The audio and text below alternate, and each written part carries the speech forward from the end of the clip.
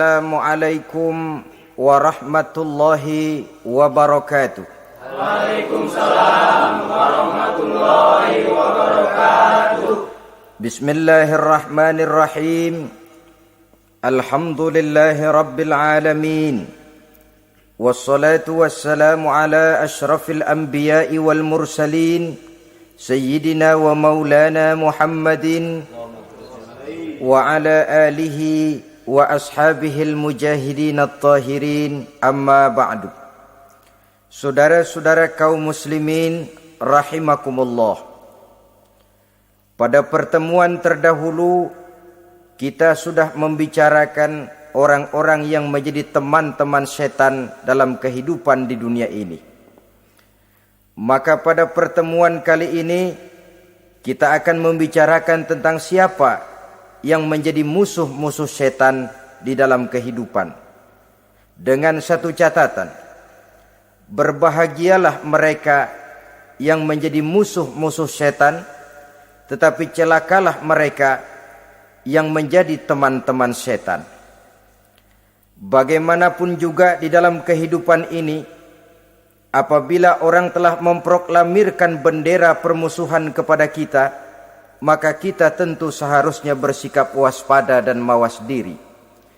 Demikian juga iblis dan seluruh bala tentaranya yang terdiri daripada setan-setan. Mereka telah mengibarkan bendera permusuhan kepada Nabi Adam dan anak cucunya, kepada kita umat Rasulullah sallallahu alaihi wasallam. Akan sengsara dan celaka jika kepada iblis dan setan yang telah nyata-nyata mengibarkan bendera permusuhan itu kita mengadakan toleransi, mengadakan kerjasama, dan menjadi budak yang memperturutkan kemauan daripada iblis dan setan. Siapa yang menjadi musuh-musuh setan dalam kehidupan ini? Inilah pertanyaan berikutnya yang diajukan oleh baginda Rasul kepada iblis. Hai iblis, kalau teman-temanmu adalah seperti yang telah engkau jelaskan tadi, sekarang cobalah beritahu saya, siapa di antara umatku yang menjadi musuhmu dalam kehidupan ini? Atas pertanyaan ini, iblis laknatullah menjawab, ya Rasul, musuh-musuhku di antara umatmu, pertama, anta ya Muhammad. Musuhku yang pertama adalah engkau, wahai Muhammad. Kenapa iblis mencatat Nabi Muhammad sebagai tokoh nomor satu dalam deretan musuh-musuhnya? Mudah difahami. Pertama, keberadaan Rasul merupakan rahmah lil alamin, rahmah bagi lingkungan. Yang kedua, beliau berfungsi menyelamatkan manusia dari tempat yang gelap gulita, dari tempat kesesatan menuju tempat yang terang benderang, penuh berisi petunjuk dan hidayah dari Allah Subhanahu wa taala. Maka menurut iblis, inilah manusia perintang pertama atas segala daya dan usahanya menggelincirkan manusia ke jalan yang dimurkai oleh Allah Subhanahu wa taala. Kalau kita baca sejarah, risalah yang dibawa oleh Nabi Muhammad ini memang merupakan risalah yang membawa rahmah bagi alam sekitarnya. Ada sedikit perbedaan dengan risalah-risalah sebelum beliau. Sepertinya risalah yang dibawa oleh para rasul terdahulu itu mempunyai efek yang langsung pada kehidupan di dunia ini. Nabi Nuh misalnya menyampaikan agama. Hai umatku, ini agama. Umat menentang, turun banjir yang menenggelamkan orang-orang kafir. Azab diturunkan pada waktu itu juga, pada saat nabinya masih hidup. Jadi azabnya itu jenis cash, kontan. Nabi Soleh, hai umatku, ini agama. Mereka menolak, turun gempa bumi yang amat hebat menggulung orang-orang kufur. Nabi Musa, hai umatku, ini agama. Mereka menolak, sebagian ditenggelamkan di Lautan Merah, sementara sebagian lain dikutuk menjadi monyet-monyet yang hina seperti diceritakan dalam Al-Qur'anul Karim. Lain dengan Rasulullah sallallahu alaihi wasallam. Bagaimanapun kurang ajarnya umat yang dihadapi oleh beliau, bagaimanapun menentangnya jamaah yang dihadapi oleh beliau, azab tidak turun sepanjang beliau masih hidup. Ini merupakan jaminan dari Allah, wa ma kana Allahu liyu'azzibahum wa anta fihim. Allah sama sekali tidak akan menurunkan azab selama engkau wahai Muhammad masih hidup di tengah-tengah umatmu. Jadi keberadaan Nabi Muhammad merupakan jaminan keselamatan bagi umatnya. Selama beliau masih hidup, azab tidak turun bagaimanapun kurang ajarnya umat. Di sini sedikit bedanya dengan nabi-nabi terdahulu. Juga perbedaan dalam pola dakwah. Nabi Nuh ketika dakwahnya ditolak oleh umat, keluar doanya meminta umatnya ditenggelamkan. Tetapi Nabi kita ketika dilontari batu oleh umat, malah beliau mendoakan umatnya agar memperoleh hidayah. Oleh sikap yang semacam ini, wajar lalu iblis menganggap Nabi Muhammad sebagai musuh ranking pertama. Yang kedua, siapa musuhmu di antara umatku? Yang kedua kata iblis, musuhku Muhammad imamun adil. Pemimpin yang adil. Itu yang akan menjadi musuhku di dunia ini. Putus asa iblis menghadapi pemimpin yang adil. Tipu dayanya tidak terkena. Segala tingkah polanya tidak diperturutkan. Imam yang adil, pemimpin yang adil merupakan musuh daripada iblis laknatullah alaih. Apa sebabnya? Karena pemimpin yang adil mempunyai dampak dalam kehidupan di dunia ini. Melindungi orang banyak, menenteramkan orang banyak. Makin aman, tentram, tenang situasi dan kondisi, makin mudah orang melaksanakan ibadah. Makin tekun orang melaksanakan ibadah, makin dekat dia dengan Allah. Makin dekat manusia dengan Allah, makin jauh dia dari iblis. Sebab dua hal ini selalu kontradiktif. Jika kita jauh dari Allah, tentu dekat dengan iblis. Jika kita jauh dari iblis, harus dekat tentu dengan Allah. Dan begitu selanjutnya. Dalam kaitannya dengan kehidupan kita sekarang, saudara-saudara, disinilah perlunya mempersiapkan manusia. Membangun manusia itu jauh lebih sulit daripada membangun jembatan. Membangun manusia itu lebih sulit daripada membangun gedung-gedung bertingkat. Termasuk membangun dan mempersiapkan calon-calon pemimpin yang adil di masa yang akan datang. Membangun jembatan penting. Tapi lebih penting daripada membangun jembatan adalah membangun manusia yang bikin jembatan. Sebab kalau manusia yang bikin jembatan tidak dibangun lebih dahulu, saya khawatir jembatannya nanti habis dimakan oleh yang bangun jembatan. Mengaspal jalan raya penting. Lebih penting dari mengaspal jalan raya, membangun manusia yang mengaspal jalan itu. Sebab kalau manusia yang mengaspal jalan bermental rusak dan bejat, saya khawatir jalan belum selesai, aspalnya habis dimakan oleh yang ngaspal. Inilah pentingnya membangun manusia pembangunan. Semua tugas-tugas besar, semua pekerjaan-pekerjaan yang baik harus berangkat dari niat yang baik, berangkat dari hati yang bersih. Siapapun adanya kita, apapun profesi kita. Yang jadi kiai, marilah berangkat dari niat yang bersih. Yang jadi mubalik, marilah berangkat dari niat yang bersih. Niatnya itu mau menghidupkan Islam atau mau cari hidup jual Islam. Kalau mau menghidupkan Islam, mari sama-sama kita berjuang.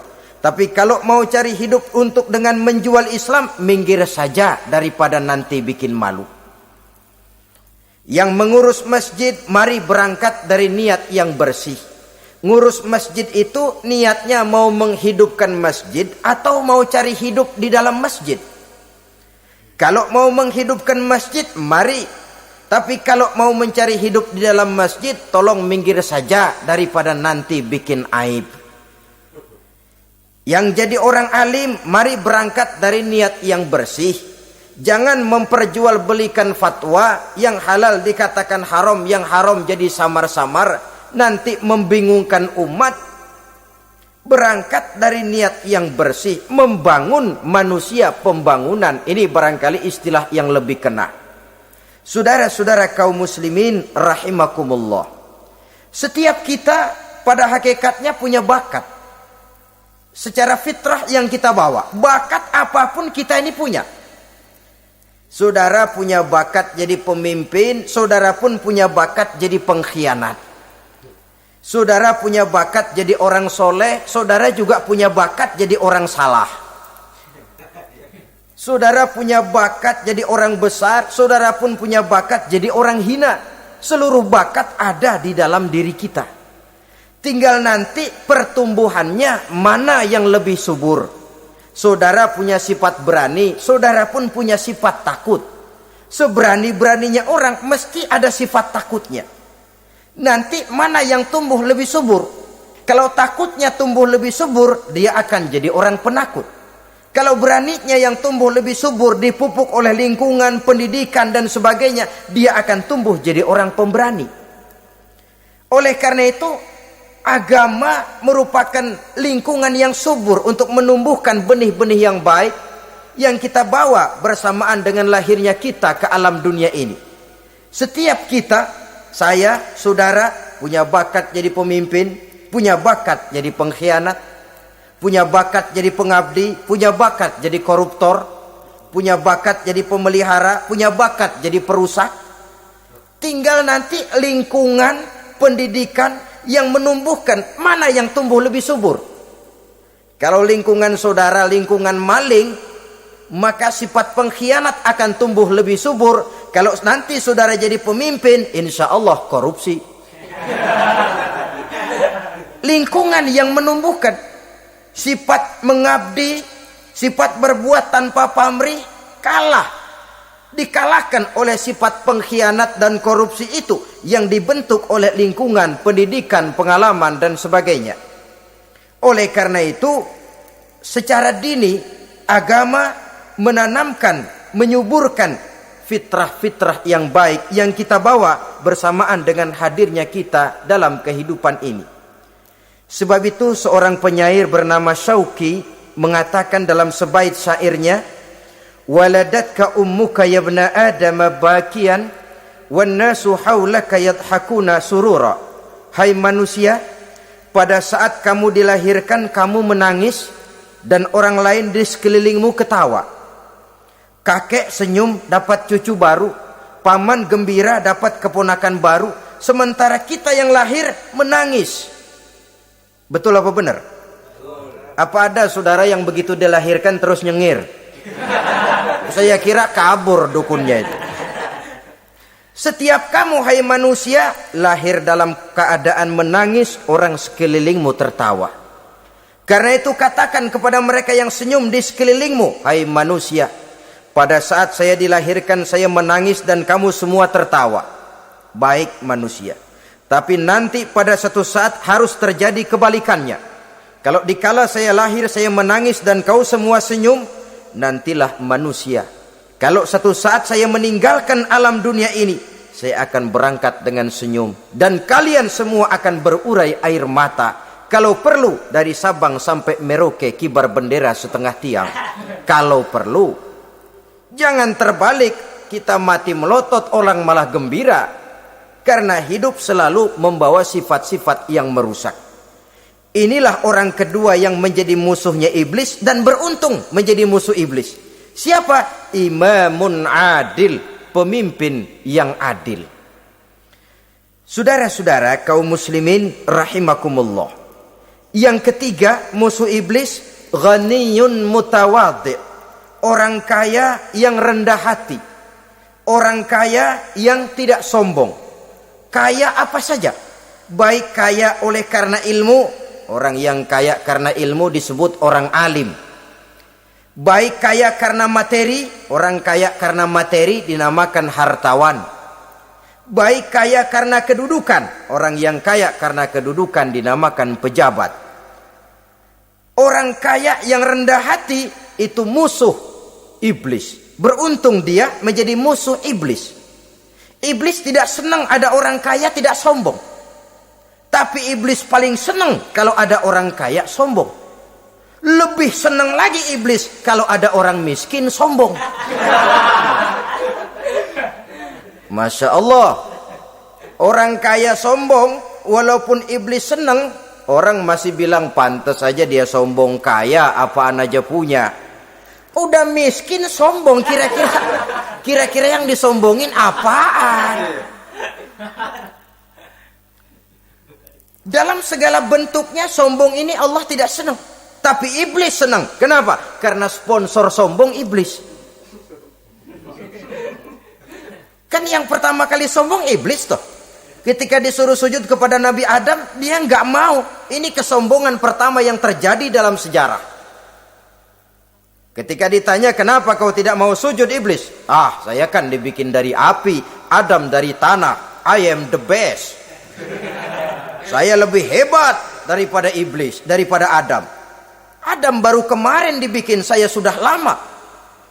Kata Allah, kamu sombong iblis, ini surga bukan tempat orang sombong. Keluar! Terusir dia dari surga. Jadi, kesombongan pertama adalah kesombongan yang dilakukan oleh iblis.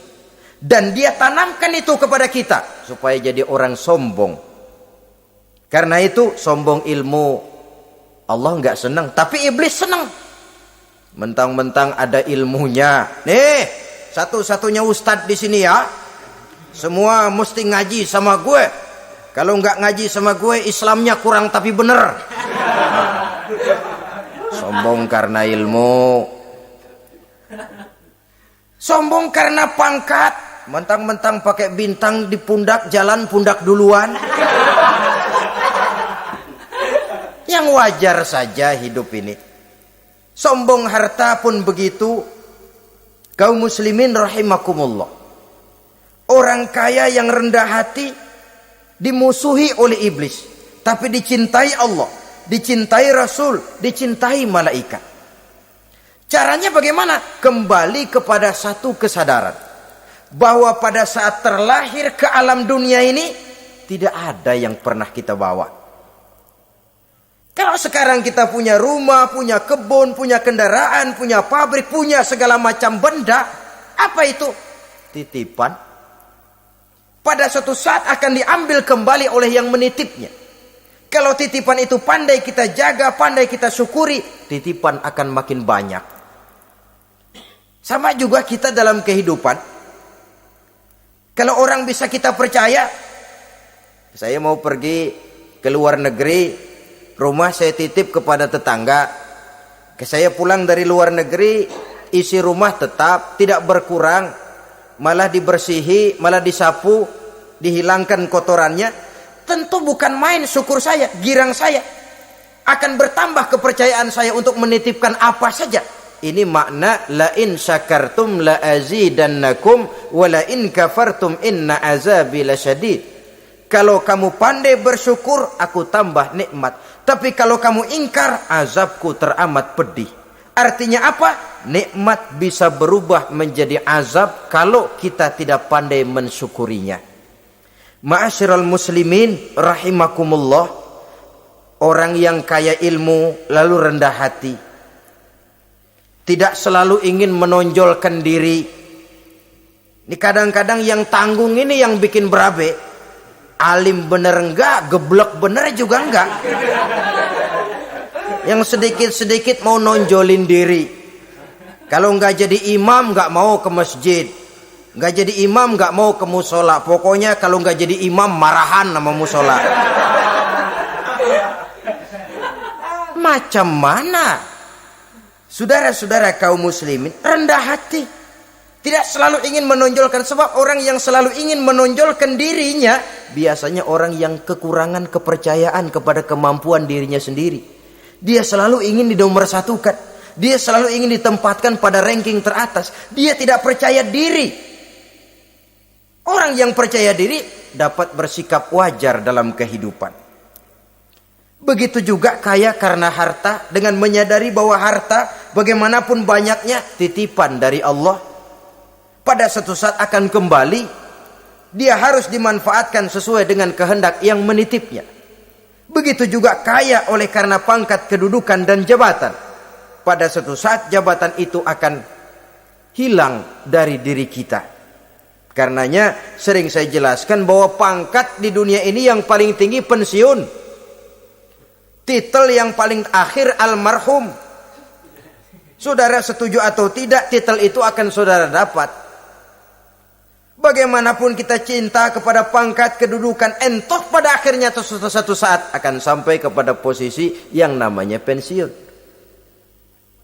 Kalau sadarlah kita kepada pemikiran ke arah sana, maka untuk mencapai kekayaan, baik kekayaan harta, kekayaan kedudukan, tidak lalu menghalalkan segala cara untuk mencapai tujuan. Tapi dibatasi oleh norma dan kaedah yang harus dia taati, baik kaedah agama maupun kaedah bernegara. Inilah orang ketiga yang menjadi musuhnya iblis, orang kaya yang rendah hati, orang kaya yang tidak sombong. Yang keempat, saudara-saudara, tajirun shadiq, pedagang, pengusaha yang jujur. Iblis gedek betul, benci bukan main sama pengusaha, sama pedagang yang jujur, yang tidak ngurangi timbangan, tidak nipu pembeli, tidak barang yang jelek dibilang bagus, atau yang bagus di atas yang jelek di bawah, atau dicampur yang baik dengan yang jelek supaya kelihatan semuanya jadi baik.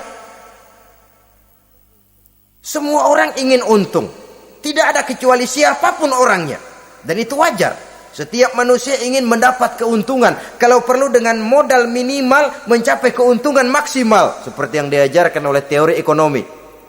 Itu kan yang namanya produktif kan. Satu usaha dinamakan produktif, bagaimana kita mengeluarkan modal minimal bisa mencapai keuntungan maksimal. Silakan.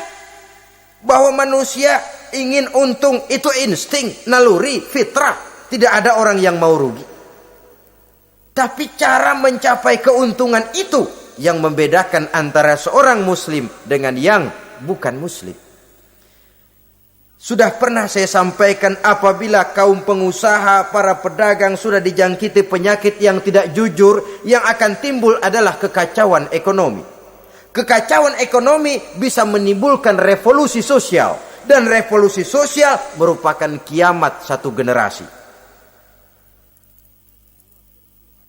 Semua kericuhan hampir bermuara dari perut, dan itu ekonomi. Orang nodong perut, orang korupsi perut. Ya walaupun korupsi kalau sudah kelas kakap tidak lagi sekedar urusan perut. Ya perut apa yang diurusin kalau korupsinya miliaran itu? Perut jin barangkali.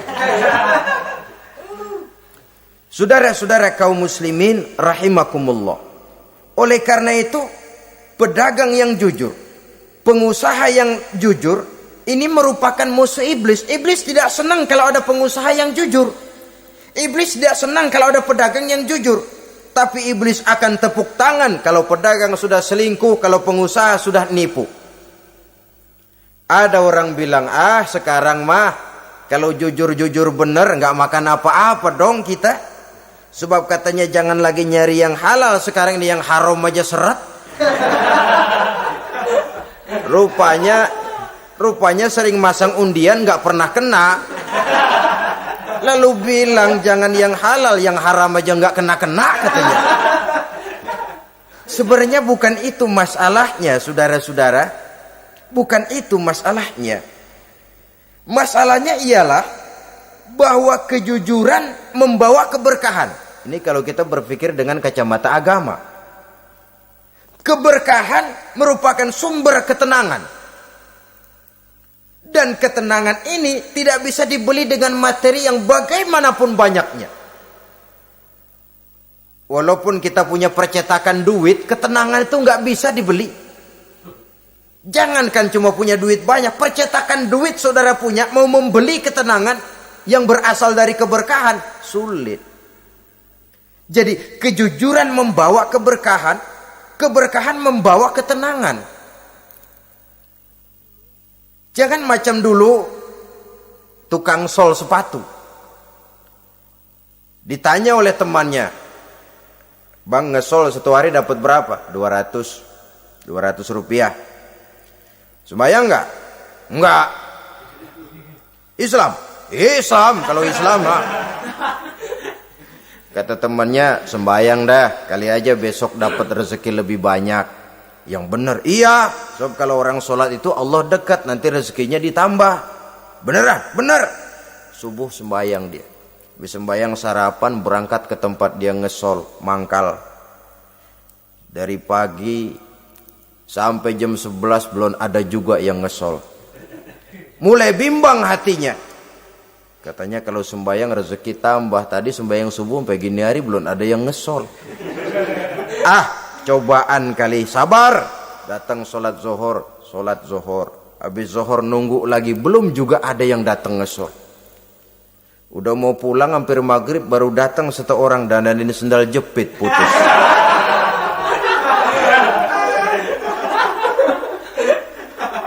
Sudah bayar 25 rupiah, pulang dia si tukang sol ini, ketemu sama temennya yang nyuruh sholat tadi. Ditanya, "Bagaimana penghasilan ini hari?" Apa dijawab? "Gua kapok deh sembahyang."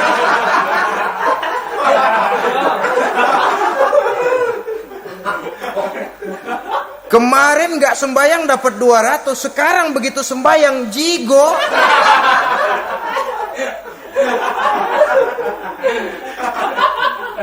Dia tidak sadar bahwa dengan dari kacamata agama, 25 rupiah yang membawa berkah jauh lebih baik ketimbang 200 uang panas. Dari kacamata agama, 25 rupiah yang membawa berkah lebih baik daripada 200 rupiah tapi panas. Sebab panas menjauhkan kita dari ketenangan. Itulah sebabnya maka pedagang yang jujur, pengusaha yang jujur menjadi musuh setan dan beruntung. Sekarang jadi pengusaha jujur-jujur nggak dapat proyek, Pak. Kalau nggak bisa semir semur. Padahal agama sudah menjelaskan ar-rashi wal murtashi finnar. Orang yang nyogok dan orang yang disogok dua-duanya neraka. Kenapa? Join termasuk ta'awanu 'alal ismi wal udwan. Bertolong-tolongan dalam berbuat dosa dan kesalahan. Kalau hadiah, lain hadiah. Kalau sedekah, lain sedekah. Tapi yang namanya semir, suap, ar-rashi wal murtashi finnar. Saudara-saudara kaum muslimin rahimakumullah. Jadi pedagang yang jujur, pengusaha yang jujur merupakan salah satu roda perekonomian. Kegoncangan ekonomi akan menimbulkan dampak sosial yang sangat luas dan kompleks. Yang pada giliran puncaknya, dampak paling negatifnya, dia sanggup menggerakkan terjadinya revolusi sosial. Bukankah sebagian besar gerak hidup manusia dimotivasi oleh keinginan untuk mempertahankan kelangsungan hidup? Dan kelangsungan hidup artinya mulut. Mulut itu artinya perut dan itu artinya makan. Setelah itu mungkin baru pangan, baru sandang, baru dia berpikir pakaian dan sebagainya. Jadi karena dia merupakan penggerak roda ekonomi, pedagang yang jujur, pengusaha yang jujur mutlak diperlukan dalam kehidupan ini. Sebab sekali lagi kejujuran akan membawa keberkahan, keberkahan memberikan ketenangan dalam kehidupan. Oleh karenanya kita umat Islam biarin duit kita banyak asal berkah. Itu tentu idealnya. Ketimbang dikit tidak berkah, lebih baik ia banyak, ia berkah. Dan keberkahan itu datang lewat kejujuran. Kejujuran ini sudah dicontohkan oleh Rasul pada saat beliau berniaga ke negeri Syam. Dikala berumur 9 tahun, bahkan dikala berumur 25 tahun, seketika membawa dagangan Sayyidatuna Khadijah yang kelak jadi istri beliau.